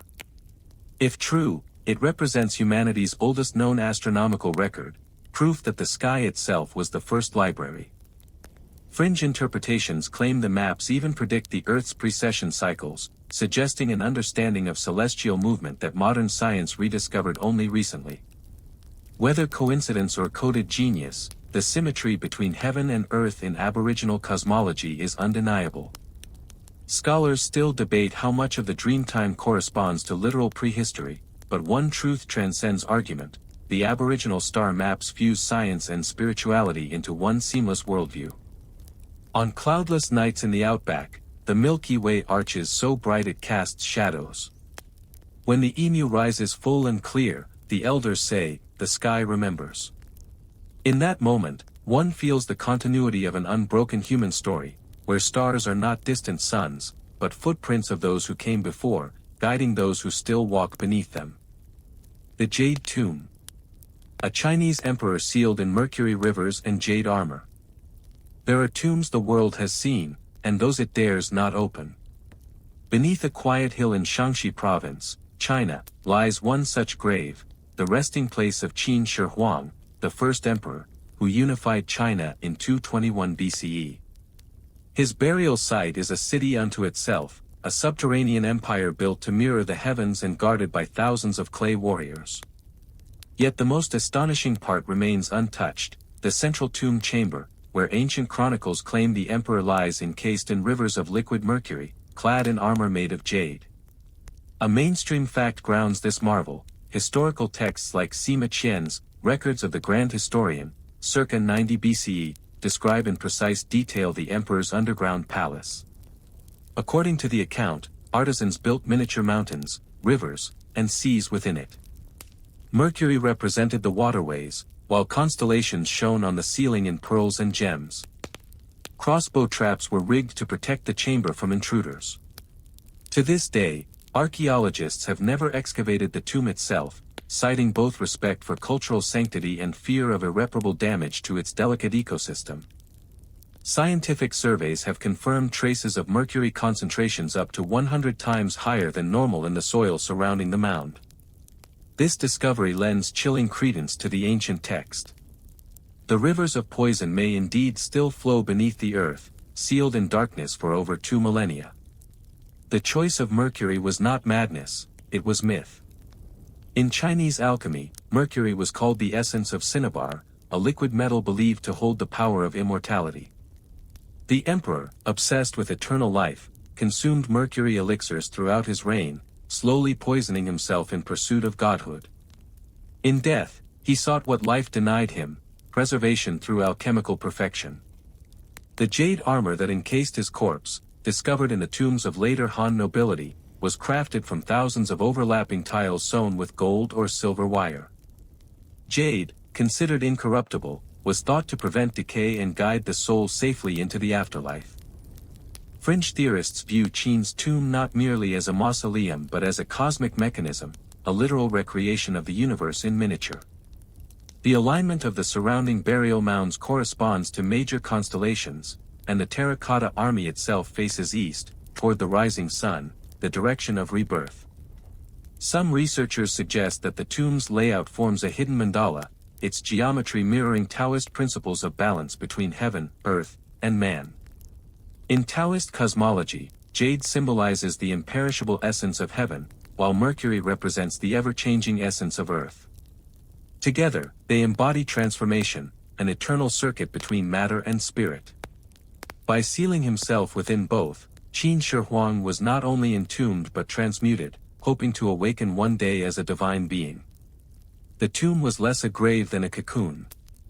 Modern archaeologists who have probed the site with radar imagery reveal a complex labyrinth beneath the mound, with structures suggesting chambers, corridors, and a vast central vault. The readings hint at anomalies, possible pools of liquid metal, yet no one dares to confirm. The fear is both scientific and symbolic. Opening the tomb could release toxic vapors, or, as some elders warn, the wrath of a spirit who never accepted death. Scholars still debate whether the emperor's architects intended the tomb as an imitation of the cosmos or as an actual spiritual machine. But in either case, its grandeur surpasses all comparison. Over 700,000 workers built it, many of whom were reportedly buried alive within its walls to preserve its secrecy. The terracotta army, discovered nearby in 1974, is only the outer guard. Inside lies an empire unseen, one designed to last as long as heaven itself. For centuries, peasants avoided the mound, calling it the dragon's tomb. Locals say that birds never perch there, and compasses spin erratically. Geologists confirm that the high mercury levels disturb magnetic fields, but myth sees in it something darker, a restless energy, as if the Emperor's quest for eternity still stirs beneath the soil.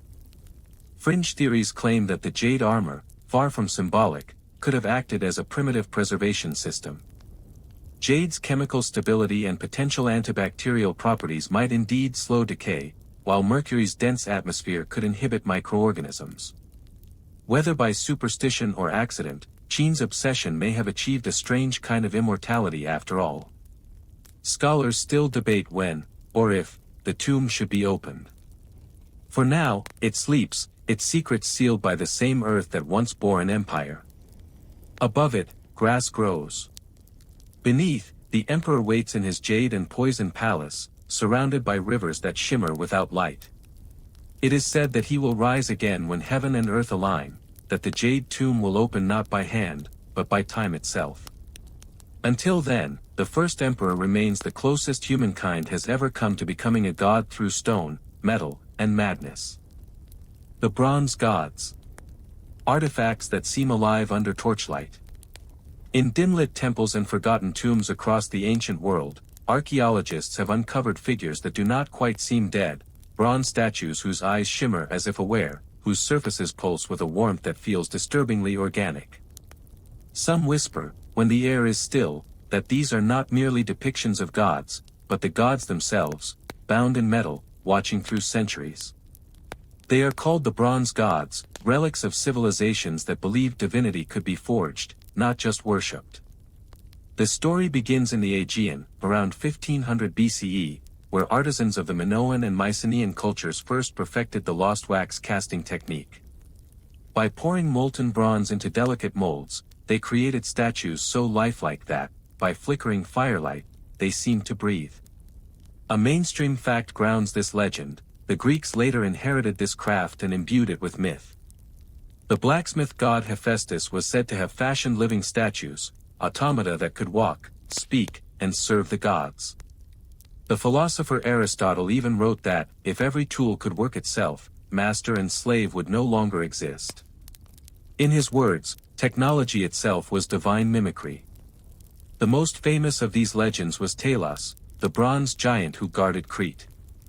Forged by Hephaestus and animated by a single vein of molten ichor, Talos patrolled the island's shores 3 times daily, hurling stones at invaders.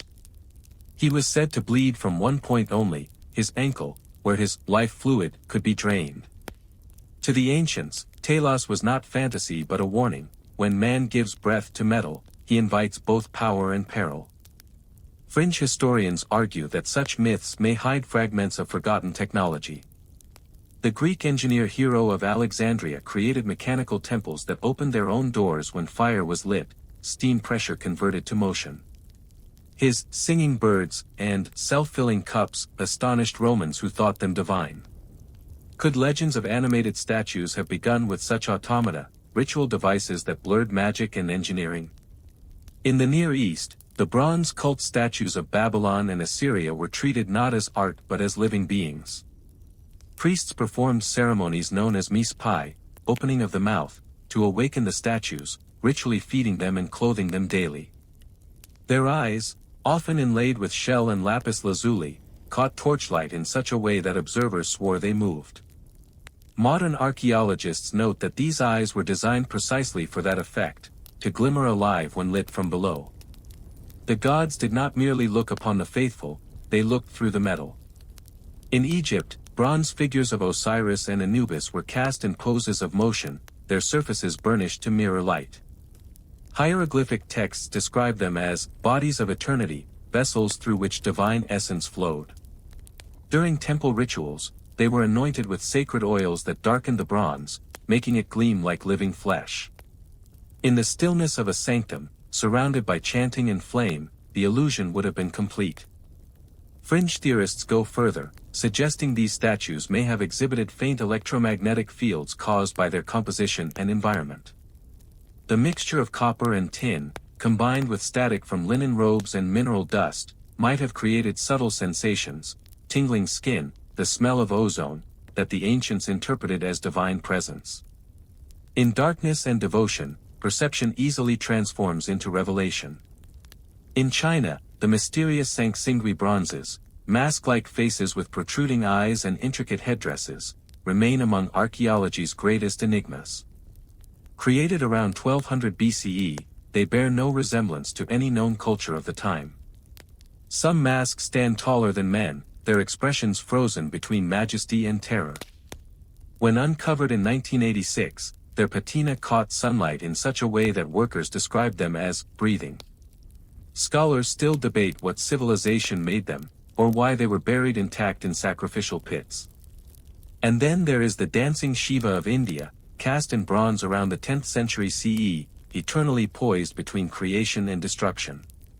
Its movement frozen yet flowing, it symbolizes the rhythm of the cosmos, the pulse of energy that drives all life. Physicists have compared it to atomic motion, a bronze embodiment of vibration itself. When torchlight flickers across the statue's limbs, it appears to move, to shimmer like a being caught between stillness and becoming. Scholars still debate whether ancient metallurgists sought to imitate life or to capture it. To the spiritual mind, the distinction is irrelevant. The bronze gods were never meant to represent divinity, they were divinity, transmuted into form through ritual, art, and metallurgy. The casting of bronze was an act of birth. Even now, in museums, when the lights dim and the air settles, these figures seem to reclaim something of their ancient power. Their shadows stretch long across marble floors.